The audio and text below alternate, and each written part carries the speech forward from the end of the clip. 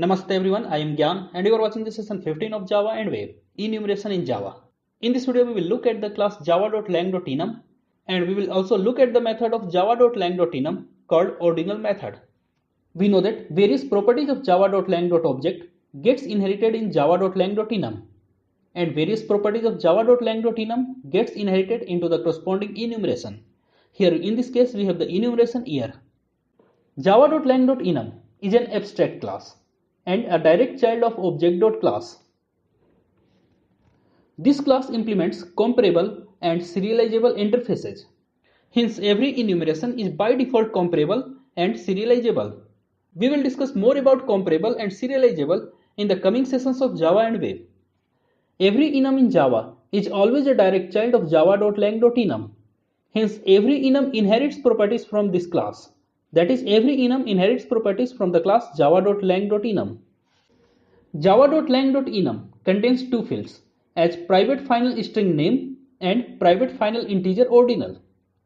Here we have enum.java and you can see here we have two fields, private final string name and private final integer ordinal.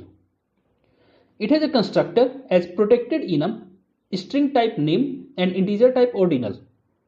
The constructor cannot be used by programmer because it is protected. You can see here is the constructor. Compiler uses this constructor to assign name and ordinal of every named constant in enum. Ordinal assigned by the compiler is in order 0, 1, 2, etc. sequentially. Ordinal means an integer number which gets assigned to various constants of an enumeration.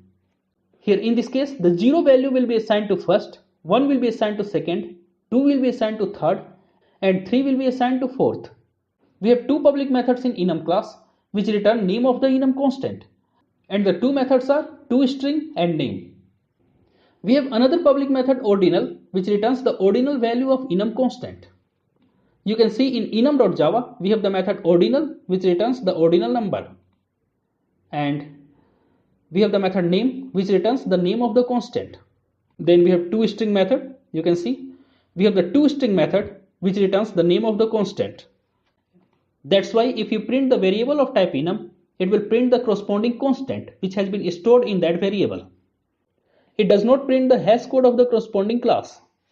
Here in this case we have the Java file example.java which contains enum year. Enum year has four constants, first, second, third and fourth. Then we have the class example. In the class example we have the method main. In the method main we have created a variable y of type integer, and then we are calling the method ordinal on the constant first. By using year.first, we are accessing the constant first of the enum year. And since the constant first is a static final reference variable of type year, that's why by using the constant first we can call the ordinal method. If you are not getting my point, you must have to watch the previous videos of this session. The link of the session 15 enumeration is given in the video description below. So ordinal number corresponding to the constant first gets stored into the integer variable y, and what it gets stored is 0. Because the constant first is the first constant of the enum, that's why ordinal number corresponding to this first constant is 0. That's why y stores the value 0. Similarly, we are calling the ordinal methods by using year.second, year.third and year.fourth, and all these three cases we got 1, 2 and 3. Let's try this code practically. Open example.java, and this is the same code as we have seen. Try to compile this code. Java C example.java. It compiles fine. Now run it. Java example. It runs fine and printing 0, 1, 2 and 3. We cannot change the value of ordinal number because you can see here the ordinal number is the final variable which cannot be changed. Here in this case we are printing the name of the constant and corresponding ordinal number. We already have seen this example in the previous video of this session, and by printing here x we are actually printing names of various constants, and then we are calling the method ordinal by using x. So here in this case we are printing corresponding ordinal number. Let me try this code practically. Open example.java, and this is the same code as we have seen. Try to compile this code. Java C example.java. It compiles fine. Now run it. Java example. It runs fine and printing first 0, second 1, third 2 and fourth 3. Ordinal numbers always get assigned sequentially starting from 0.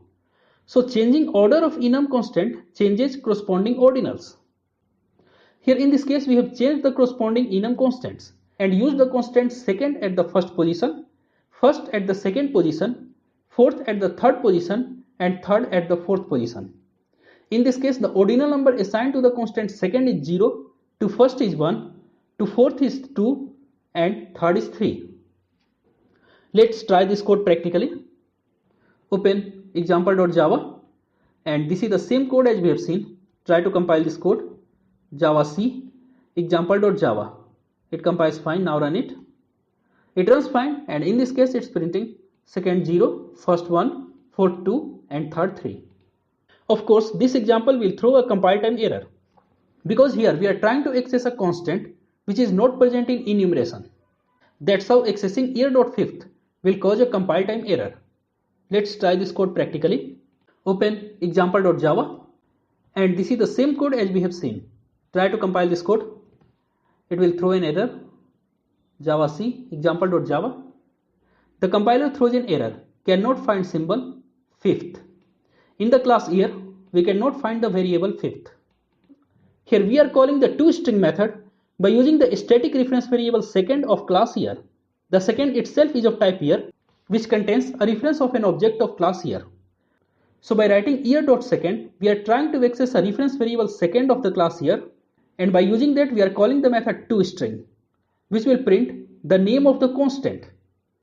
So if you call the toString method on a constant of an enumeration, then it will print the name of the constant by using which you call the toString method. So it will return the name of the constant by using which you call the toString method. That's why the string second will be returned from this method toString, which will be stored into the reference variable s of type string, and here we are printing second. Look at here in this case, we are calling the method ordinal by using the same constant second in all these 4 cases. In the previous video we have seen that the second constant is treated as the last constant and that will be accessed. So here since the last constant is second, using which we are calling the method ordinal, so the ordinal method will be called on the constant second. That's why the ordinal number of the constant second will be printed, that is 1. And similar is the case here. The last constant in this chain year.first.second is the second. So by using the last constant second, we are calling the method ordinal. That's how it will print the ordinal number of second, that is 1. Similarly in this case, it will print the ordinal number of second, that is 1. In the last case also, it will print the ordinal number of the second, that is 1. If you are not getting how internally all these things are working, means by using year.third.first.second, how we are accessing the constant second. If you are not getting this concept, then watch the previous videos of this session. The link of this session is given in the video description. That's all for this video guys. Don't forget to like and share this video, subscribe my channel on YouTube, like my page on Facebook and leave your valuable comments in the comment section below. Thanks for watching. See you in the next video.